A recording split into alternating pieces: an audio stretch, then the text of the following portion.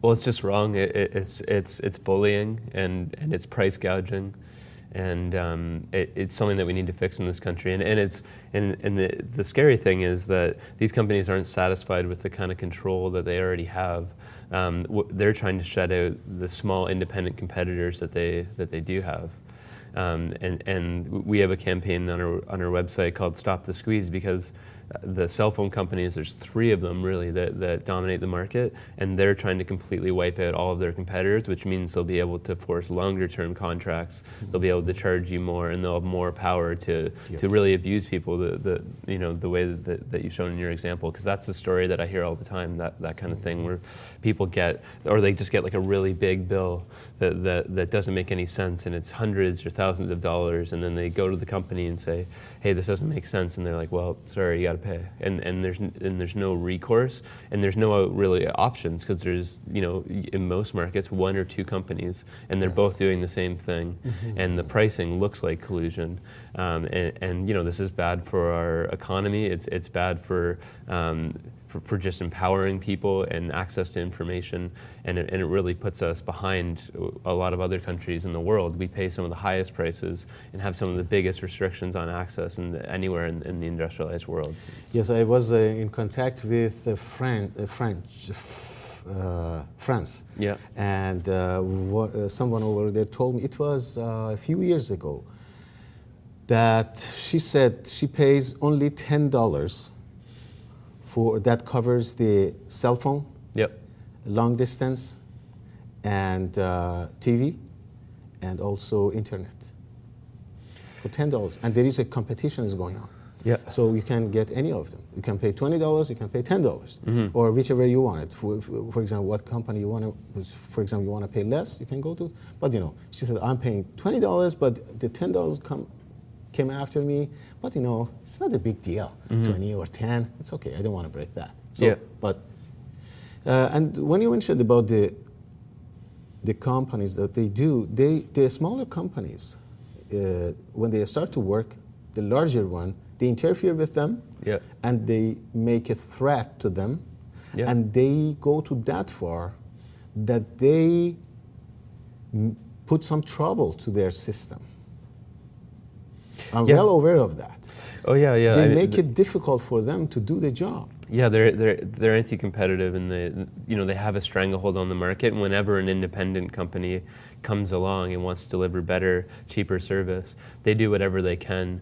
They have access to certain infrastructure that the independent companies would need, and they'll block access, or they'll make it really difficult for them to operate. And really, what it comes down to is the market for telecommunications in Canada, the market for the internet and for cell phones is broken. And these companies are able to, there's kind of like a cycle of power here where they're able to, because they control the market so much, they're able to shut out their competitors, they're able to price gouge Canadians, and then they take that money that they gouge out of us and they use it to lobby the government to maintain their control. And so they just, rather than invest in a better service, they invest in control through the government. Okay, so they're working together in this manner. When it goes to the bullying and controlling, when they're controlling the smaller companies, the result is controlling the market. When they're controlling the market, who pays for the market? Aren't they people?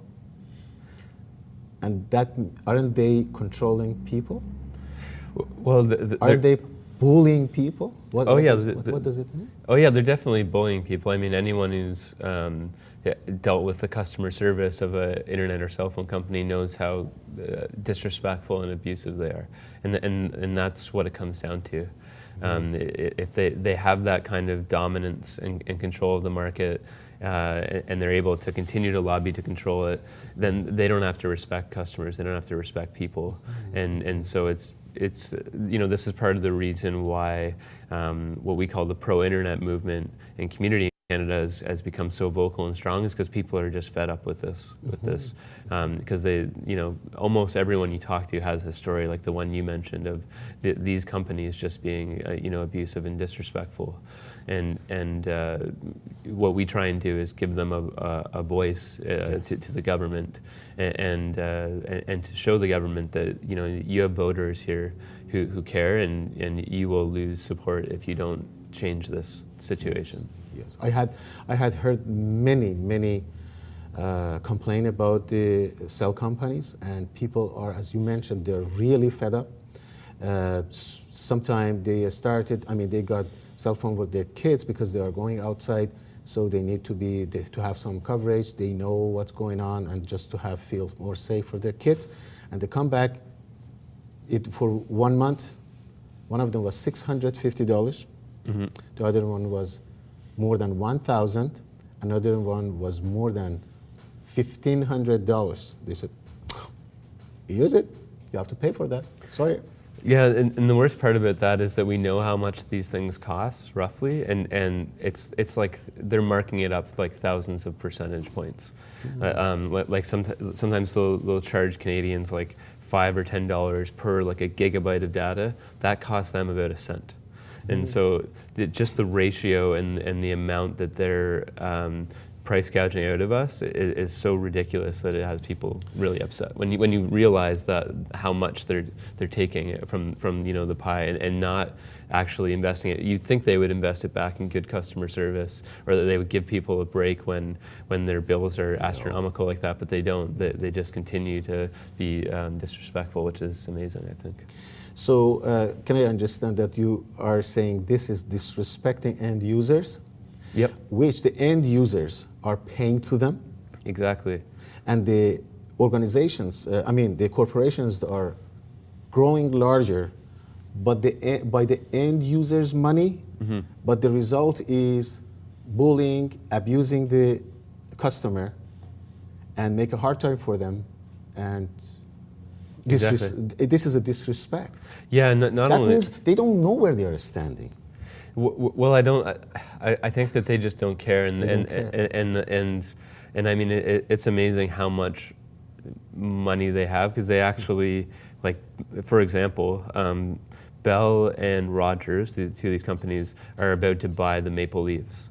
And TELUS is also building a huge development here in Vancouver, and this is because they have so much money they don't know what to do with it, basically. And so rather than invested in customer service, invested in better services, like people do, like companies do in other countries, they're just looking for a way to, they buy stadiums, whatever. So they're just taking this money from us and then using it to buy whatever random thing they want to have access to.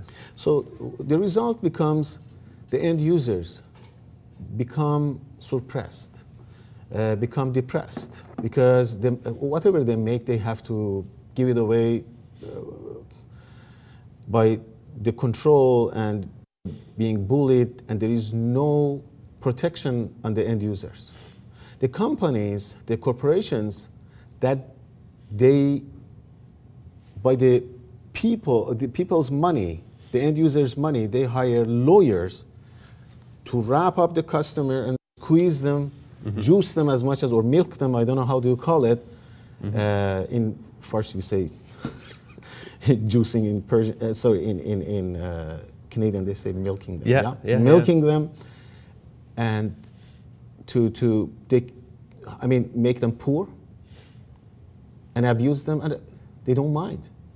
They don't care. No, they don't. I've spoken with these people. I've spoken with the lobbyists, and they I let them know how I felt about them, and the response was, it's not personal. So they just wash their hands of it. They're like, we're like, I think from their perspective, they're making money, and it's just business. And if you and your family suffer, well, that's too bad. So what is the solution? So you got to the point, you talked to them, and you are the person, your organizations, the open media. When I was reading on your website, I saw it's huge and there is so much you are taking. what is the result? What is the project? How you would like to resolve this? Yeah, well, I mean, there's a number of things, but basically we need independent options. We need, and we need to enable small independent competitors for our services in Canada, and they do exist. Like you were saying, they are systematically blocked from giving us services. So what we need to do is open that up and enable them. And there's a number of ways to do that. The first thing that we should do is enable independent cell phone providers. That's key, because right now there's 3 companies that control 96% of the market. And so if people want to get involved in that, go to Open Media, sign the Stop the Squeeze petition, because that's the first step. The next thing that needs to happen is that we need to break up the big telecom companies into smaller pieces so that they don't control both the infrastructure and all of the market. They need to be separate. Their content holdings need to be separate so that they can't use their content and their other services to prevent us from accessing the internet. We need to change it so they don't have the incentive to make the internet more expensive and to have disrespectful customer service. So that means breaking up the big telecom companies so that their business units are separate. And that's what they did in the UK a few years ago. And we see that the internet's much cheaper, it's less controlled, and the customer service is better, and it's faster. So we know what works, and we've given a report to the government and said, we know what works, here it is in the UK, let's do it here. And I think that's the solution. I can't say the result is it becomes faster because corporations, they put a stop on things to control it, and after that they can sell it more expensive. If you pay this much, you get this much of speed. If you pay this much, you get this much.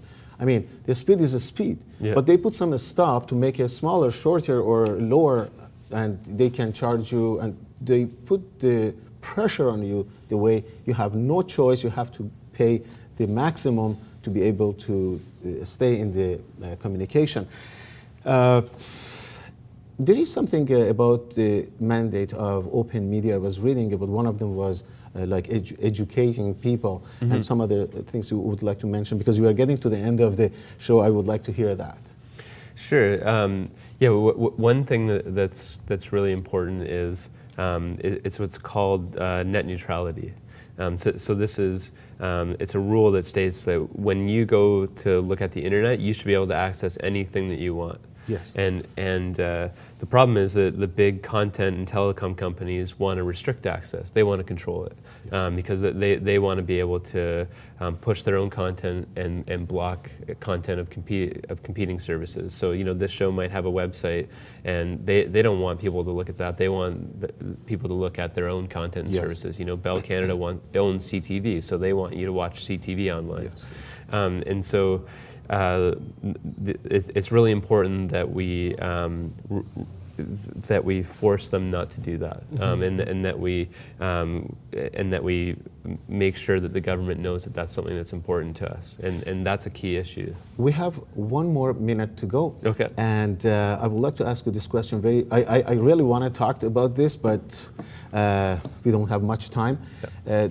Your organization want to make an umbrella Wi-Fi over the city, or if it is possible to do over the country. Yeah. I was studying about the Wi-Fi health problems, health issues, and I sent you the information. Can you quickly, it's less than a minute right now, tell us about the health issues, and are you going to look at that one instead of having an umbrella of Wi-Fi free of charge for everyone, having another way, or maybe by the wire? What you would like to tell us about that? Yeah, well, I think that's a decision that each community has to make, each city has to make for themselves. Personally, I think that I don't see clear evidence that the harms outweigh the benefits of having Wi-Fi. Like Fredericton has had Wi-Fi over the city for a number of years, and people there seem to be quite happy with it. So I think it's a good thing, but I can understand the concerns, and I think if people in a particular city don't want it, then they shouldn't. I would like to thank you so much. We have Steve Anderson from open media, and probably as far as I read, it was openmedia.com. People can .ca. .ca, openmedia.ca to read about it. And I would like to thank After Hours and ICTV and our crew helping us. Thank you so much.